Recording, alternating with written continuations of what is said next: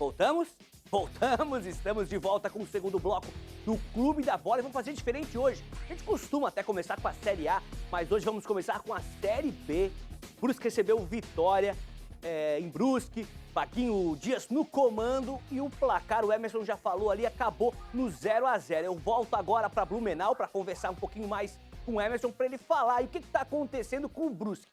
Alguns programas, Emerson, eu questionei o Rodrigo Santos, jornalista de Brusque, nosso colega, nosso parceiro, dizendo que na verdade era a realidade, né? O Brusque começou bem, teve aqueles jogos no início, arrancou legal na Série B, mas a gente sabia que ele não ia conseguir levar esse futebol até o fim da competição muito grande, muito desgastante.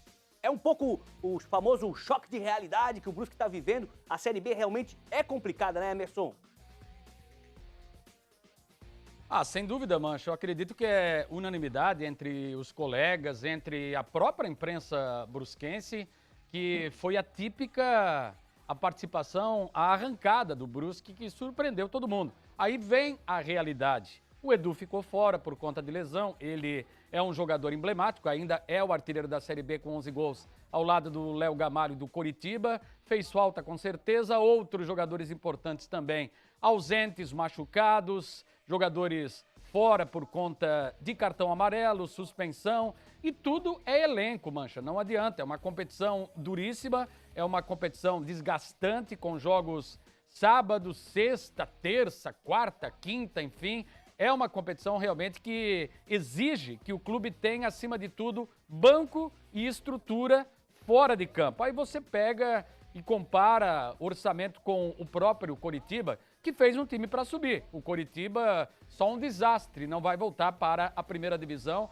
voltou a vencer ontem à noite, está encaminhada a sua classificação, o seu acesso. Você pega o próprio Vasco da Gama com tantos problemas fora de campo, mas o Vasco é um time gigante, assim como o próprio Botafogo, o Cruzeiro nem se fala, o Cruzeiro aí tá brigando para tentar encostar, mas para mim vai se manter na Série B, é um time com muitos problemas também fora de campo, mas esse é o campeonato do Brusque. Eu acredito que até internamente todo mundo chegou à conclusão que o Brusque vai ter, nesse primeiro momento, a meta de se manter na Série B. Vaguinho chegou agora também com esse pensamento. Primeiro, ele colocou na coletiva que precisa esse grupo de uma vitória, para dar uma sacudida, para recuperar a autoestima, a moral. Vindo a primeira vitória, o Brusque pode pensar em sonhar mais alto, uma melhor colocação, mas a gente sabe que não vai subir e a gente fica na torcida para que não seja rebaixado, que se mantenha na Série B aí no ano que vem, mais estruturado, quem sabe com uma campanha superior. Mancha.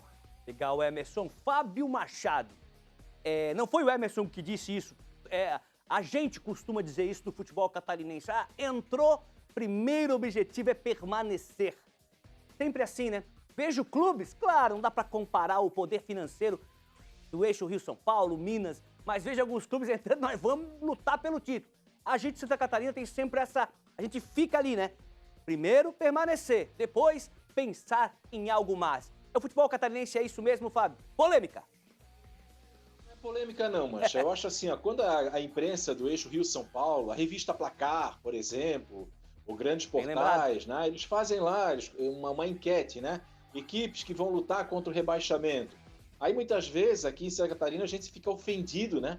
Colocaram a Chapecoense para lutar contra o rebaixamento, colocaram o Avaí, colocaram, sei lá, o Figueirense, eu tô falando na Série A. Gente, é a nossa realidade, é o nosso orçamento, é o que a gente tem, é o que a gente pode atualmente no futebol catarinense, é isso. Claro que teve momentos, o Figueirense, quando ficou 7 anos na Série A, ele já não entrava mais ali no rebaixamento. Ele era cotado como uma Sul-Americana, né? Esse ano, o Avaí, por exemplo, na imprensa nacional, ele foi cotado, inclusive, para disputar o título, né? E, por enquanto, o Avaí ainda está ali na parte da frente. Então, a gente não pode ficar ofendido não, viu, Mancha, em relação a isso. Agora, só para acrescentar aí um comentário, para ajudar o Emerson, né? Ele falou ali que o Léo Gamalho e o Edu... o Léo Gamalho ontem passou, né? O Curitiba venceu por 1-0 e foi gol do Léo Gamalho. Então, o Léo Gamalho ele está isolado agora na artilharia do Campeonato Brasileiro da Série B. E o que o Emerson falou, eu concordo com tudo. O diferente dessa campanha do Brusque não é o que ele está passando agora, troca de treinador, uma sequência, né, às vezes sem vencer. Isso acontece, a Série B é um campeonato extremamente difícil. O que surpreendeu positivamente foi aquela arrancada, foi o sprint, né, com 3 vitórias seguidas, a liderança, inclusive, da competição. Mas aquilo foi muito bom, porque aquilo acabou fazendo uma poupança, né? O Brusque acabou tendo um dinheiro ali na sua conta, na poupança, que ele pode ainda tá gastando, quer dizer, a situação poderia estar muito mais complicada para o Brusque. Mas não tem polêmica não, Mancha. Eu acho que tudo é uma questão de patamar, tudo é uma questão de momento, tudo é uma questão de posicionamento, as linhas, né, do Estado. E infelizmente, ou para nossa realidade, dura realidade, falando em Série A ou em Série B, é uma exceção que briga pelo acesso. E numa Série A, infelizmente, ainda a nossa briga é primeiro se manter e depois ver o que vem pela frente. Legal. Rapidinho, deixa eu só ler algumas mensagens que estão chegando. Boa tarde, o Ledemir de Palhoça sempre manda e-mail pra gente. Diretoria do Avaí novamente mostrando incompetência. Trouxeram alguns jogadores do futebol amador e agora com salários atrasados. Sei que o Avaí tem elenco limitado, mas esse técnico é mais limitado ainda, tá indignado o Ledemir com o Leão. O Marisson, boa tarde. Sempre ligadão no programa. Balneário Camboriú, quebra tudo Figueira, vamos Mirassol. Eu acho que ele tá mandando mensagem de Balneário Camboriú. O Tigre hoje vai carimbar a vaga para a próxima fase rumo à segunda divisão.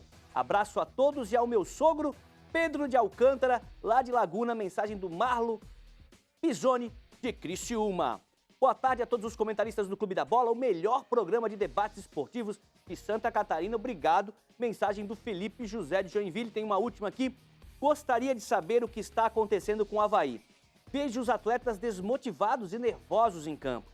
Será que são os salários atrasados ou o esquema tático tem que ser reavaliado? É o Felipe José de Joinville, que mandou um abraço pra gente, lançou também essa pergunta. Então já repasso pro Fábio Machado, Avaí 2, Remo 1.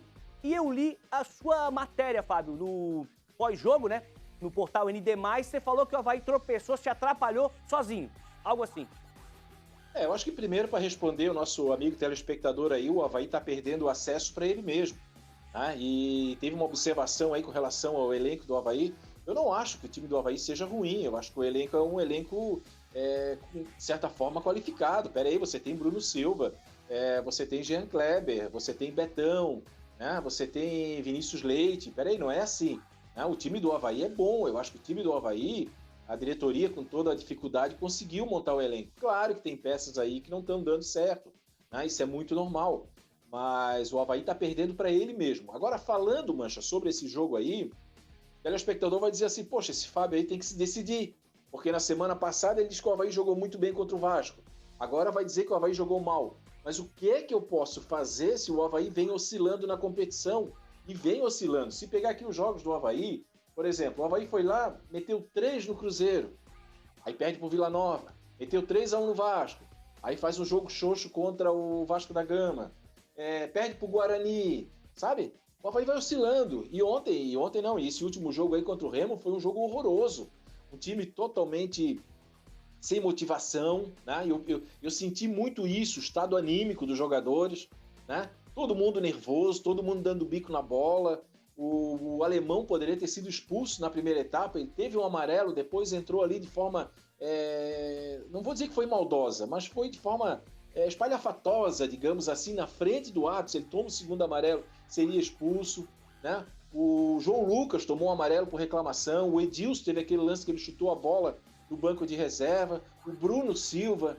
Então, assim, naqueles questionamentos que eu fiz, eu até perguntei, vem cá, o novo diretor de futebol, que é um coach, né? Que fala em animação, que fala em superação, dá cursos no Instagram, dá curso, que é o Felipe Jimenez, já começou a trabalhar com esse grupo, porque esse grupo claramente sim tem influência externa. Não sei se na questão dos salários atrasados, não sei se o que acontece no momento político do Avaí.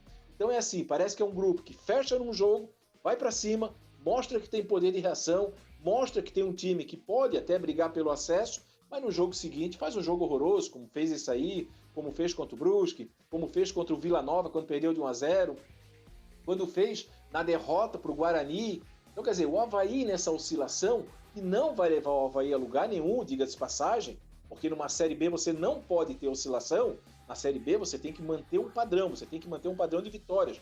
Empata fora de casa e vence em casa, quer dizer, você tem que estar sempre produzindo, sempre trazendo pontos.